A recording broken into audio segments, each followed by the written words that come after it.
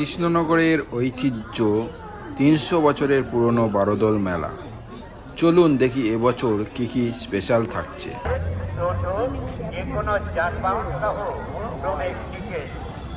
কৃষ্ণনগরের এই মেলা বারোদল নামে পরিচিত।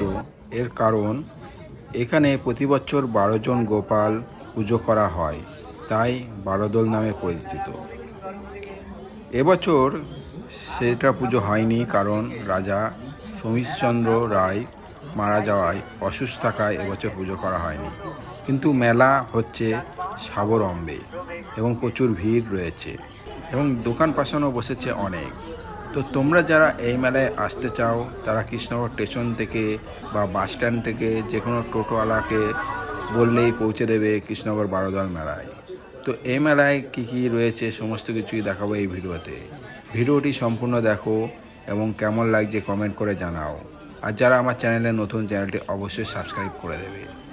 তোমরা কারা কারা এই মেলায় এসছো তারা কমেন্ট করে জানিও। আর যারা এখনও আসনি বা কোনো দিন আসনি তারা অবশ্যই কৃষ্ণনগর বারোদল মেলা একবার ঘুরে যেও।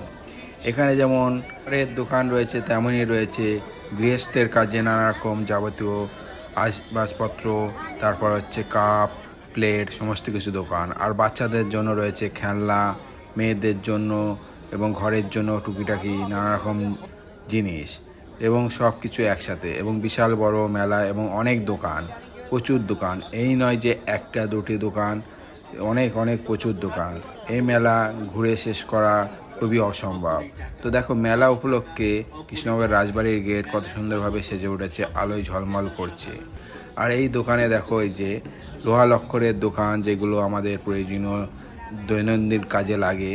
এই যে হাঁড়ি কড়াই কোদাল থেকে শুরু করে সব কিছুই এই মেলায় বসে। এই মেলার আর একটা আকর্ষণীয় হচ্ছে এই ভেতরটি দেখো কত সুন্দর নতুনভাবে সেজে উঠেছে। এবং এই বছর যে দোলনা সুনামি এবং ডবল ডিস্ক দোলনা সেই মেলায় এসছে। তো এই মেলাগুলো ঘুরে কত সুন্দর লাগছে। দেখো এই যে কত মেয়েদের সাজাগোজার জিনিস রয়েছে, ছেলেদের জিনিস রয়েছে, বাচ্চাদের খেলনা রয়েছে। আর এই যে আসবাবপত্র দেখো, এই যে সোফা রয়েছে, আলমারি সমস্ত কিছুই রয়েছে এই মেলায়। এই মেলা ঘুরে ফিরে দেখা যায় এবং হচ্ছে পছন্দ করে তোমরা সেগুলো অর্ডার দিলে তোমাদের বাড়িতে পরের দিন সকালে ঠিক পৌঁছে যাবে। মেলার হচ্ছে বিশেষ আকর্ষণ দেখো নাগরদোলনা রয়েছে আর প্রচুর ভিড়টা দেখো কত সুন্দর লাগছে।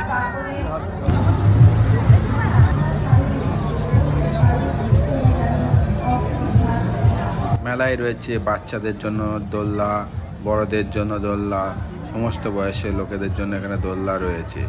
তো তোমরা যারা দোলনা চড়তে ভালোবাসো তারা অবশ্যই এই মেলা একবার এসে ঘুরে এই দোলনাগুলো চড়ে দেখতে পারো।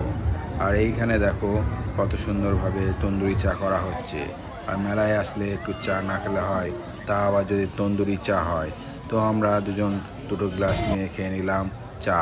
আর এই যে হচ্ছে ডবল ডিস্ক দোলনা, দেখো কত সুন্দরভাবে এদিক ওদিক দোলছে আর ঘুরছে। এই দোলনাটা তো খুবই অপূর্ব লাগছে, কত সুন্দর। তো তোমরা কারা কারা এই দোলনায় চড়তে চাও কমেন্ট করে জানাও। তো দেখো কত সুন্দর লাগছে দোলনাটা।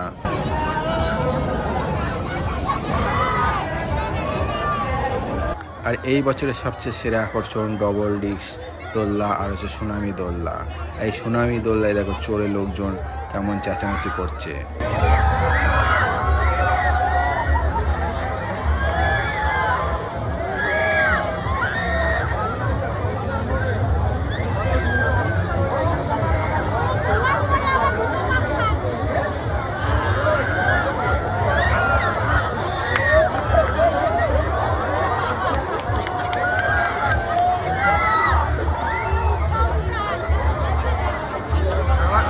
আমার তো এই দোলনায় যারা চড়ছে তাদের দেখেই ভয়ে লাগছে যে কখন পড়ে না যায়।